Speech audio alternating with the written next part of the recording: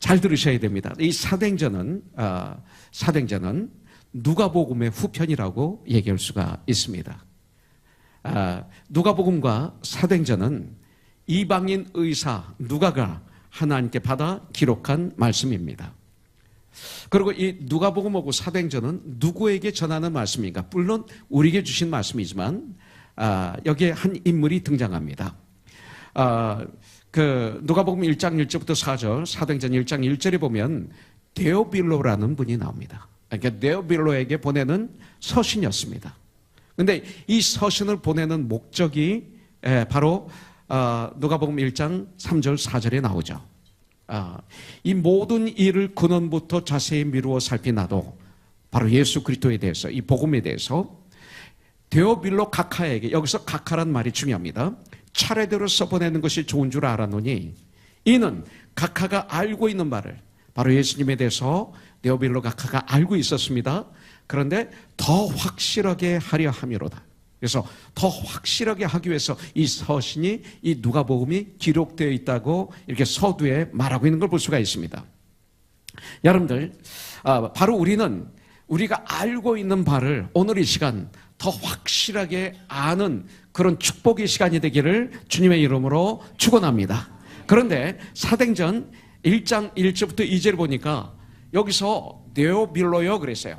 자, 누가복음 1장에서는 데오빌로 각하에게 그랬어요. 각하, 아주 높은 지위를 가지고 있는 사람인 걸 볼 수가 있습니다.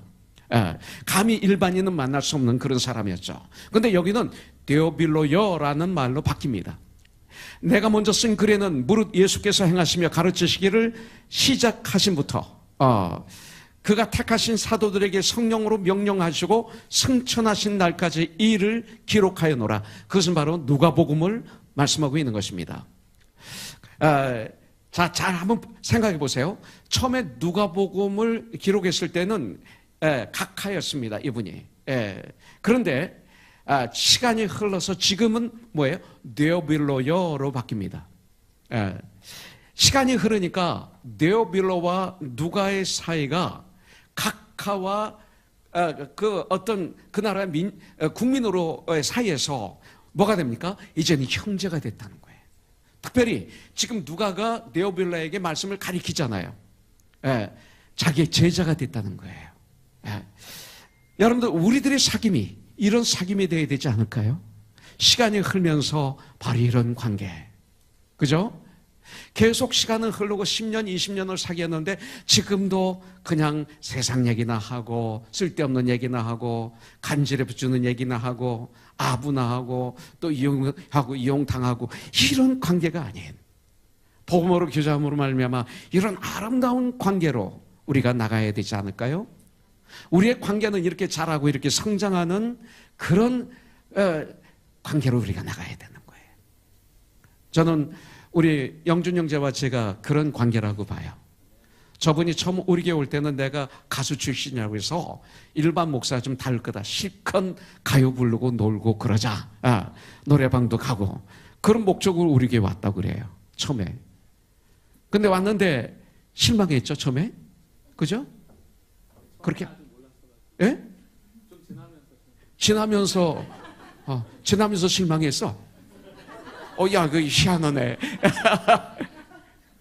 예? 아니, 그러니까 처음 와서는 이제 그런 줄 알고. 잘 안 들리다. 예, 일어나 봐요. 예, 처음 와서는?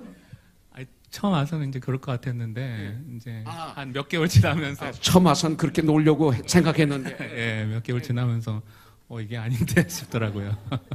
그런데 왜 우리 교회 계속 남았어요?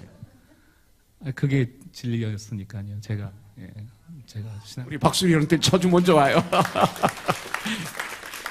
이런 관계가 우리들의 관계가 돼야 될 줄 믿습니다. 이렇게 되는 거예요. 그것이 아름다운 관계예요. 여러분들, 누가복음은 어떻게 끝납니까? 바로 예수님의 명령과 예수님의 약속으로 누가복음은 끝이 납니다. 근데 누가복음 24장 49절에 보니까 볼지어다 내가 내 아버지께서 약속하신 것을 성령님을 너희에게 보내리니 너희는 위로부터 능력으로 입혀질 때까지 이 성에 머물라 하시니라. 그러면서 누가복음이 끝나는 거예요. 근데 사도행전은 어떻게 시작해요? 그 말씀을 듣고 그 말씀을 믿고 그 말씀에 순종한 500여 명 중에 120명의 제자들이, 약 120명의 제자들이 예루살렘에서 기다리고 그리고 예루살렘에서 기도하는 것으로 시작하는 것이 사도행전이에요. 그래서 누가복음은 1편이고 사도행전은 2편이라고 볼 수가 있어요. 자, 누가복음은요, 이 땅에서 예수님께서 시작하신 일을 우리들에게 보여주고 있어요. 근데 사도행전은 예수님께서 그 후 성령님을 통해서 계속하고 계시는 일들을 우리에게 보여주고 있어요. 누가복음은 예수님의 승천이 마지막 장면이에요.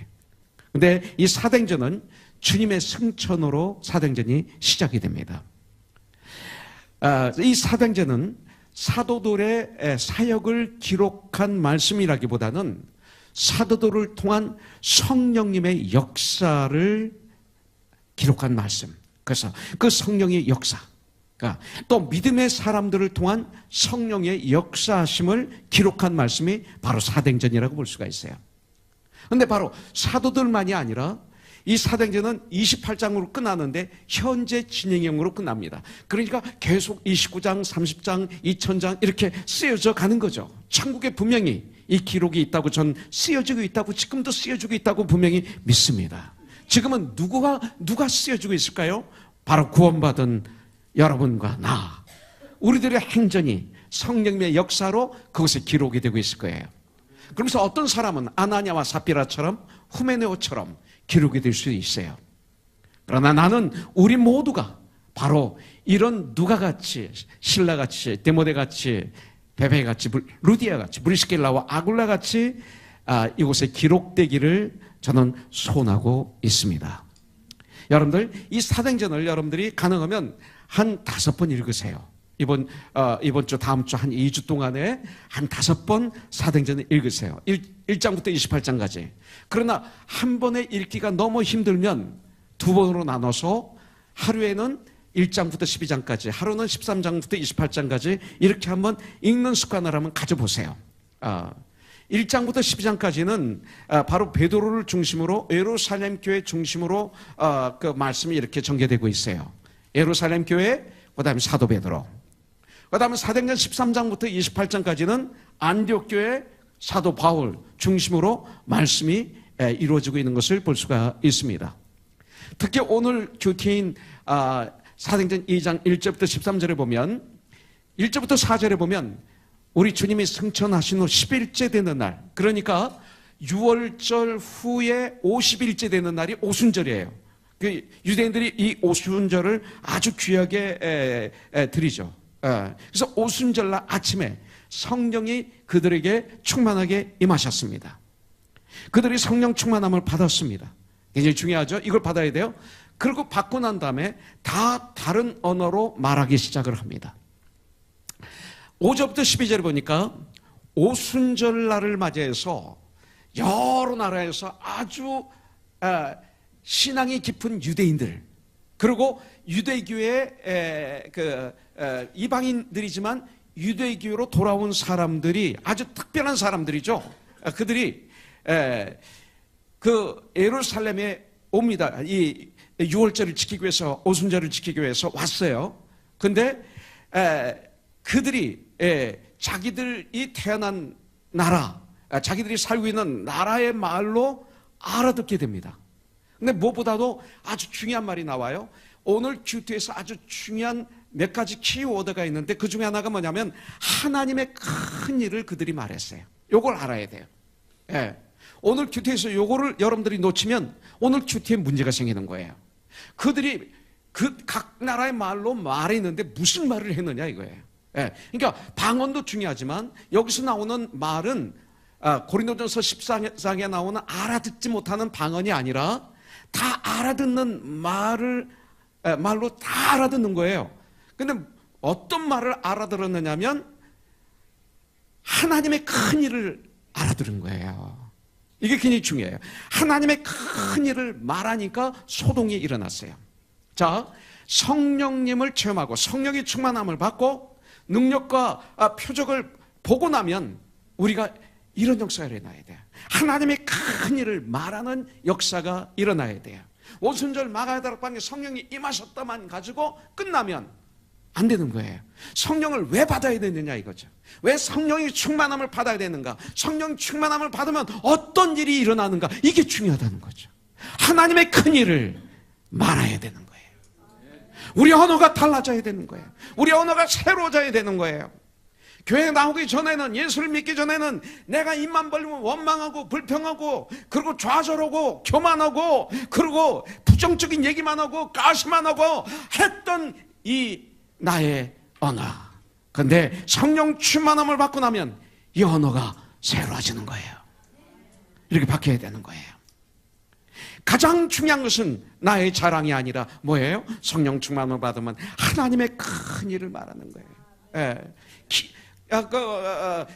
베드로전서 2장 9절에서는 그거를 기이한 일이라고 말하고 있어요. 바로 예수님의 고난, 십자가, 죽으심, 부활, 승천, 그를 믿는 자마다 멸망치 않고 영생을 얻는 너무나 큰 일 말하는 거예요. 주님을 찬양하는 거예요. 여러분들, 하나님께서 성령을 통해서 우리에게 새로운 언어, 방언을 말하게 만들어주시는 거예요. 13절에 보니까 어떤 유대인들은 조롱합니다. 저들이 새 술에 취했다라고 조롱합니다. 여러분들, 성령 충만함을 받으면 이런 소동만 일어나는 것이 아니라 꼭 예수를 잘 믿으면 우리에게 조롱이 있어요. 우리를 쓰러뜨리려고 하는 그런 일들이 주위에 많이 있어요. 그때 14절부터 36절에 보니까 베드로가 그 사도들이 그들이 실망하고 좌절하고 떠나는 것이 아니라 그 조롱을 가지고 오히려 복음을 전해요. 그 조롱으로 말미암아 놀라운 하나님의 역사가 일어나게 하는 거예요. 저와 여러분들이 예수를 믿는데 우리의 삶 가운데 세상이 우리를 조롱하여, 우리가 잘못해서 조롱하는 것을 회개해야죠. 우리가 실수로 조롱하는 것은 회개해야죠. 그러나 우리가 주님 안에 거하기 때문에 오는 조롱이라면 그것은 놀라운 하나님의 역사를 일으키는 기회라는 걸 우리는 알아야 될 줄 믿습니다. 베드로가 어떻게 합니까? 베드로가 우리는 술에 취한 것이 아니야. 우리는 성령의 충만함을 받았다. 지금 아침 9시야. 어떻게 우리가 술을 먹을 수 있습니까? 그러면서 그냥 자기가 체험을 얘기하지 않아요. 자기에게 일어났던 하나님의 일만 이야기하지 않아요. 이것이 간증이에요. 무엇을 해요? 하나님의 말씀으로 말씀을 전하고 간증하고 그러는 거예요. 그래서 바로 요엘서 2장 28절부터 31절의 말씀을 인용하고 다윗을 예로 들면서 구약에서 바로 그 유대인들이 잘 아는 하나님의 말씀들, 아직도 믿고 기다리는 하나님의 말씀들을 가지고 그 구약에서 예언하시고 약속한 그 말씀을 가지고 예수님의 복음을 담대히 전하는 베드로의 설교가 나오는 거예요. 내가 말씀이 없는 나의 스토리는, 내가 예수를 믿는 나의 스토리는 감동을 주지만 감화가 없어요. 많이 없어요. 바로 여기 말씀이 들어가야 되는 거예요. 그러니까 37절부터 41절에 보니까 그 중에 많은 유대인들이 사도들에게 뭐라고 그래요? 어떻게 하면 두려워 떨면서 어떻게 하면 우리가 구원을 얻을 수 있습니까? 질문합니다. 그 질문을 받고 구원 얻는 방법을 가르쳐주죠. 그 말을 듣고 그날 회개하고 침례를 받고 회개하고 그리고 예수 그리스도의 이름으로 침례를 받고 그리고 주님께 돌아온 사람들이 한 3,000명이 된다고 성경은 말하고 있어요. 그래서 이제 예루살렘에 하나님의 교회가 이루어지죠. 그런데 하나님의 교회가 어떤 모습이 되어야 되는가? 42절부터 47절에 이것이 바로 교회야 하고 우리에게 가르쳐주는 게 42절부터 47절입니다. 그래서 사도행전 1장 2장은 아주 중요해요.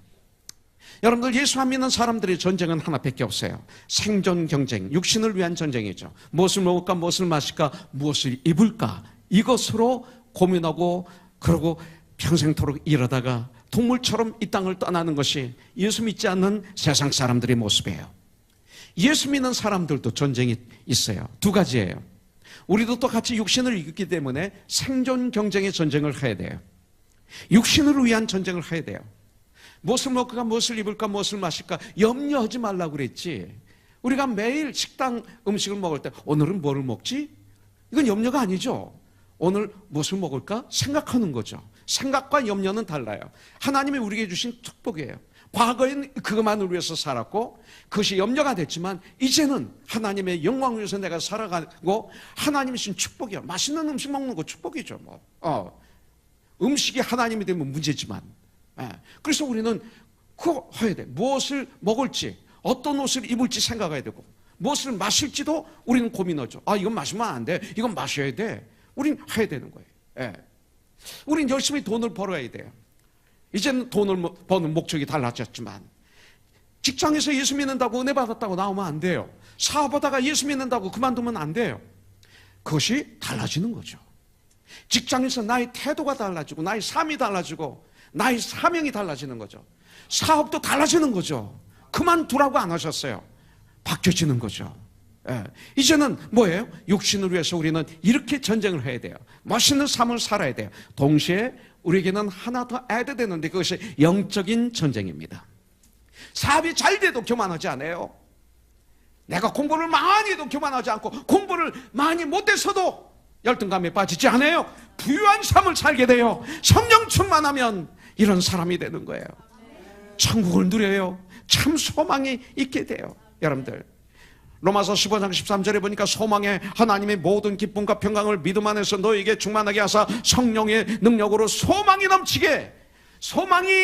넘치게 하시기를 원하노라. 성령의 능력으로. 성령이 임하면 소망이 넘쳐요. 자, 왜 성령을 주세요?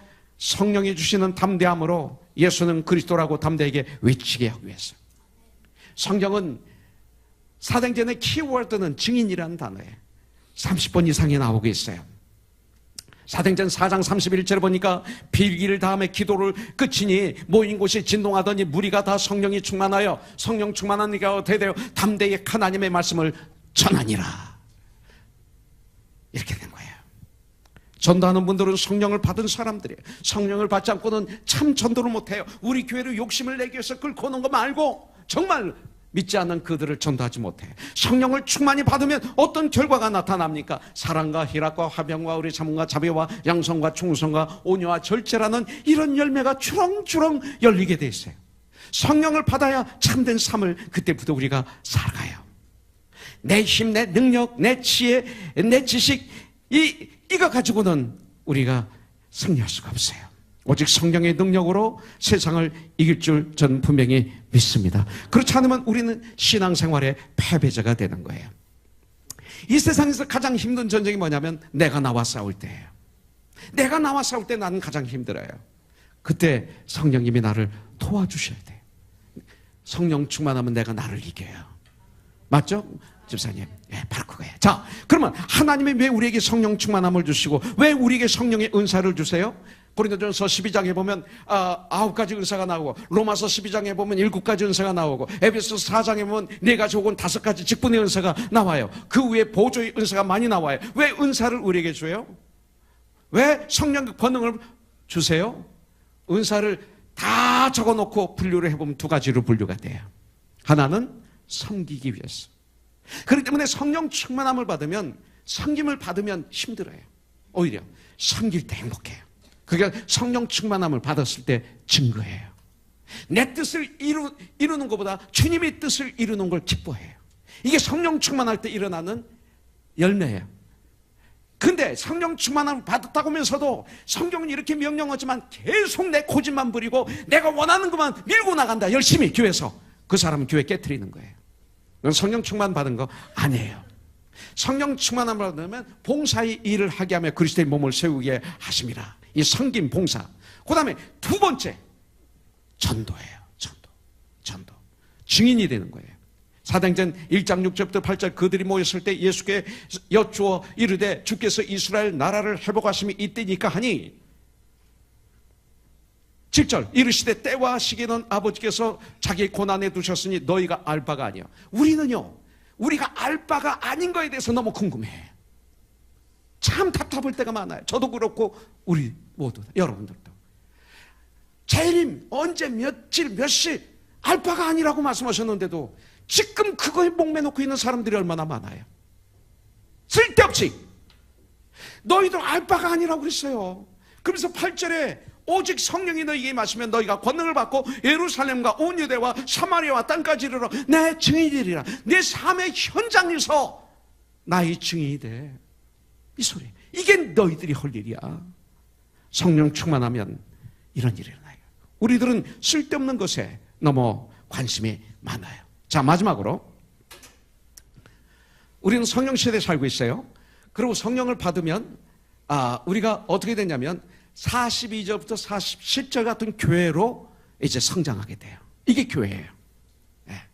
자,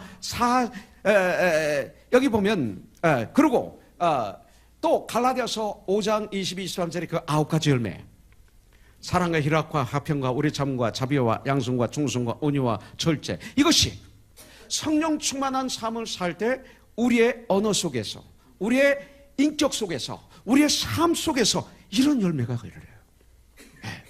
우리가 성령 충만한 삶을 살 때, 성령의 은사를 사용할 때 42절부터 47절 같은 일이 일어나요. 46절에 보니까 날마다 마음을 같이하여 성전에 모이기를 힘쓰고, 여러분들 성전에 모이기를 힘쓰고, 하나님에 대한 열심이 더해졌어요. 성령 충만함을 받으면 하나님에 대한 열심이 돼. 자, 그리고 42절에 보니까 그들이 사도들의 가르침을 받아 서로 교제하고 떡을 떼며 오로지 기도하기를 힘쓰니라. 성도 간에 교제와 사랑이 풍성해졌어요. 근데 이 시대 교회는 어때요? 서로들 떡을 떼며 성경 공부에도 돈을 받아. 난 이해가 안 돼. 헌금원 가가지고 우린 뭐든지 할 수 있어요. 주님 안에서. 예수님은 우리에서 생명도 주셨어요. 우리에게. 언제부터인지 이 땅의 교회들이 성경 공부하면서 회비를 100불, 150불, 300불 막 받고 있어요. 틈만 나면 돈 받으려고 그래. 이게 문제 있는 거 아니에요? 기본이 잘못된 거예요. 지금 이거 제가 이 소리 하는 거 부정적인 얘기하고 불평만 하는 게 아니라 고치라고 얘기하는 거예요. 고치라고. 이거 고쳐야 돼. 이거 가장 기본이에요. 기본을 고치지 않고 그 안에 건물을 아무리 쳐봐야 기초가 튼튼하지 않은데 그 건물이 온전하겠어요? 태풍이 몰아치고 바람이 몰아치면 날아가 버리는 거죠. 이게 기본이에요. 기본. 거저 주었으니 거저 주어라. 받았으니. 복음은 생명까지도 줘야 되는데 그를 온전케 하고 봉사일을 하고 그리스도의 몸을 세우는데 어떻게 돈을 받아요? 교재비는 책은 사서 전달해 줄 수 있지. 굉장히 중요한 거예요. 어떻게 교회에서 밥을 먹으면서 돈을 받아요? 왜 이게 정상이에요? 가족인데. 보통 가족보다 더 중요한 그리스도의 몸이라고 그러는데 어떻게 교회에서 돈을 받아요? 1불이라도 받으면 우린 조금 받았다. 아니에요. 받으면 받은 거예요. 죄는 죄예요. 헌금하면 그거 가지고 다 할 수 있어요. 삼층에서 묵합해서 받는 것은 그거는 헌금하는 거예요. 거기에다 톡톡 집어넣는 거예요. 그리고 페루 당제 선교할 때 쫙 나오고요. 커넥션 할 때 쫙 나오고요. 얼마나 귀하게 여러분들이 헌금한 그 돈이 쓰임받는지 몰라요. 성도의 교제가 깨지면 안 돼요. 돈으로 교제, 지역으로 교제, 이거 안 돼요. 여기서는. 여러분들 예수님으로 44절 45절에 보니까 자기 것을 팔아 가난한 자를 먹여주고 살펴주었어요. 믿는 사람이 다 함께해서 모든 물건을 서로 동용하고 또 재산과 소유를 팔아 각 사람의 필요를 따라 때때로 나눠주고, 이것이 필요해요. 어제 그저께도 저한테 전화가 왔어요. 최하진 선교사님을 섬기던 목사님이 그게 끊어졌어요. 어딘지 알죠? 그 할빈 우리 섬겼죠? 우크라이나의 신학교를 섬기고 있어요. 근데 사모님이 암으로 1년 만에 중국 갔어요. 제가 과거에 그랬어요. 내가 많은 헌금을 못하지만 목사님이 가장 필요할 때 한 번은 내가 섬길 수 있습니다. 그랬더니 전화가 왔어요. 목사님, 저 금요일까지 아파트비 안 내면 쫓겨나요. 아파트 낼 돈이 없네요. 그래서 어제 와서 가져가셨어요. 기도했죠? 소금은 또 안 되니까 기도하고 1,500불 가져가셨어요. 그리고 진짜 목사인 걸 아니까 조금 무지하시지만 이거 들으면 욕하겠죠? 예. 근데 사실이니까. 고치면 되지 뭐. 나는 미워하고 고치고. 그러면 되는 거예요. 예.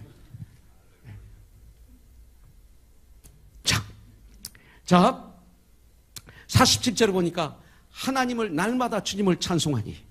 여러분들 성령 충만하여 성령의 은사를 가지고 섬길 때 진정 하나님께 찬양이 터져요. 그래서 달라지는 거예요. 영준 형제가 과거는 가요를 부르고 노래방의 최고의 인기 가수였지만 지금은 코너손의 최고의 천국의 가수가 됐잖아요. 최고는 아닌가? 네, 다 최고예요. 네. 오늘 식사할 때 밥 2그릇 먹어요. 네. 찬양이 터져요. 과거에는 가요가 그렇게 좋았는데 이젠 싫어져요. 밋밋해. 저에게 그런 일이 있었어요. 제가 불렀던 너 아무리 불러도 감정이 안 와요. 안 되는 거예요.